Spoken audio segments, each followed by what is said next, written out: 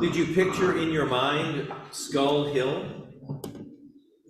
A macabre place, if there ever was one. In Aramaic, it's the word Golgotha. In Greek, it's cranion, you know, from the word cranium, from your biology class or from a board game. And the Romans would call it Calvari, meaning the dome of the bone on the top of our heads. The skull is found on the flag of marauding pirates. It warns of poison on the containers of insecticides, and it's on the back label of those highly potent liquor bottles requested of late-night bartenders only by the daring, the depressed, and the death wishers. The skull means it's over. It is bone absent skin. It is body minus breath. It is all that remains when even the insects have given up. And so Skull Hill is a fitting place for a crucifixion. This was the Roman way of multi-channel communication, to hang up hundreds, even thousands of bodies alongside busy roadways as an advertisement of who was in control. It was also to command a death that was incredibly painful, long, drawn out, excruciating. The middle part of that word actually originates from the word crucify, excruciating. So much so that only a fool would hear those cries of agony echoing through the surrounding valleys and want to mess with the Roman Empire. We imagine Jesus upon a cross. His eyelids are red and blue, swollen nearly shut from being beaten on the head, spiked crown shoved on his brow, his hair wet with sweat and blood. Indeed, atop his yellowed, dusty skin, there are patches of a crust of dry blood, the new blood oozing with each new heartbeat. And then there are the flies, hovering and landing, tending to each festering wound. Nothing can be done about this at all. Then beneath the cross are the battle-weary and the war-worn guards, passing back and forth a bottle of soldier wine. It's a taste they know well, used to numb the pain for which they are paid to inflict. That has most assuredly taken its own toll upon themselves.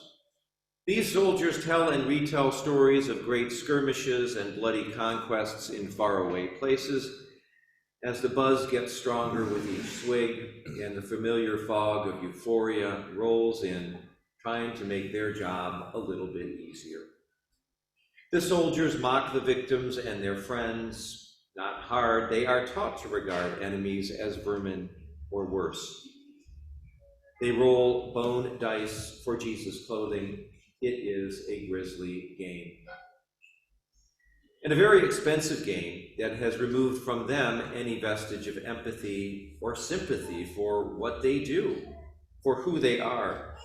For they are no longer able to feel, no longer able to understand, no longer human. Perhaps the only one in worse shape is the woman who bore him, who looks on helplessly from below. Mother Mary does not care that the crowd mocks her, or that the same ruthless soldiers who strung up her son are at her side, downwind from their obscene comments and their odoriferous breath. Mary is undescribably broken. What must a parent feel to look upon their son in such distress? Unspeakable horror, gut-wrenching pain, shuddering anguish. How could this happen? What could I have done? Please, can we switch places? Yes, he is helpless. She is helpless. Both simmer in the suffering and agony of the cross. Such a painful and traumatic death in an age of horrific pain and trauma, historian Mary Beard reminds us that the Roman world was terrifyingly vicious and as such absolutely alien to you and me. That means not just the slavery, the filth. There was hardly any such thing as trash collection, much less municipal plumbing in ancient Rome. The human slaughter in the arena, the death from illnesses whose cures we now take for granted, but also the newborn babies thrown away on rubbish heaps, the child brides, the flamboyant eunuchs. We cannot underestimate how traumatizing this reality was for people living in the world of Jesus. So says author David Peters. The loss of their political autonomy and judicial recourse, the violent moods of the occupying soldiers, and the inability to get ahead because of the tax burden are just a few ways the Romans daily and regularly traumatized the people of Jesus' world. Who knows how much pain and trauma served as underpinnings for normal day-to-day life 2,000 years ago when Jesus lived and died. His body naked to the wooden beams of the Roman torture device. The trauma of Jesus' 6-hour torture and crucifixion is something we in the church call the Passion. It is reenacted, rehearsed, recited, and remembered by billions of Christians during Holy Week every year. It is something Christians never want to forget. We tether its symbol in our church buildings. We hang smaller versions around our necks. We tattoo it on our arms. We trace it on our bodies. Why? Because the cross speaks of our human condition better than any other symbol. You and I so deeply know trauma. In Greek, the word trauma means wound. We are all wounded. Just in the last 5 years, oh, the pain we have endured. The COVID-19 pandemic, putting aside its physical damage of death and devastating suffering, but all the things we missed, we mourned, we lamented, we forever lost. Then there was the civil unrest from police killings of Black people that caused widespread protest, fear, and conflict. And then the assault on democracy and the January 6th attack on the US Capitol. This was punctuated by political division ever growing, seen ever so starkly in President Trump's indictment this week, and the polarized, in some cases apocalyptic way it's being interpreted. And through it all, violent mass shootings, especially of innocent children, here in our home state, and the latest just this week in Nashville. None of this has passed without making a mark. None of these marks have left any of us. And so the trauma of Jesus is our trauma. The woundedness of Jesus is our woundedness. And like Jesus, we recite Psalm 22, my God, why have you forsaken me?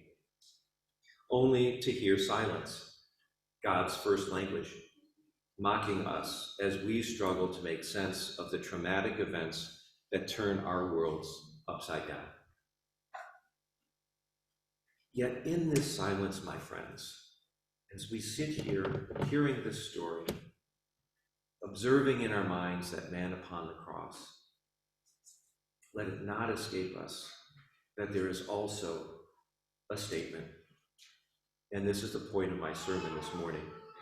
Something is being said on Calvary as you and I contemplate this, the world's greatest, most historic and consequential event.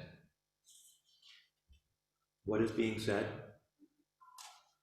You are not alone when you suffer. You are not by yourself. You are not forgotten. God suffers, has suffered with you. You are not weird or wacko. You are a member of a great and vast fellowship that unites, even transcends humanity. And the God we serve is not far off, friends, or far away, or unaware of the wounds that we carry. For God carries them too.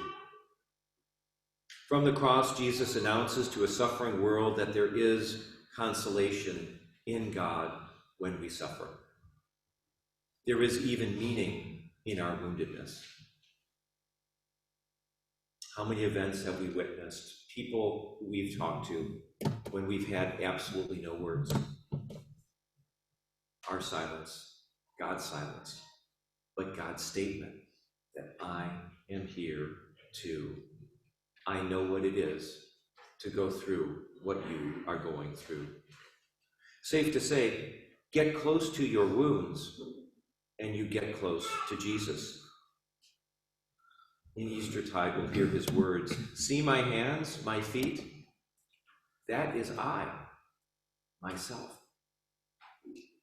For we have a building not made of human hands, but by the perfection of God, which is found and founded in woundedness. The message of this day is that no matter how battered and bruised you've been, you are, you will be, there is somebody who understands this. There is somebody who walks with us through this, even someone who will triumph over this. From the cross, Jesus tells you and me, you're loved for who you are, where you are, as you are. The wounds you carry are no secret to him. In fact, in some profound ways, they are carried by him. As the scripture says, by his wounds you are healed. So friends, let us not despair in our woundedness, for it never goes away. In fact, healing does not mean the scars disappear. It means we have new life. We have new life. Amen. Amen.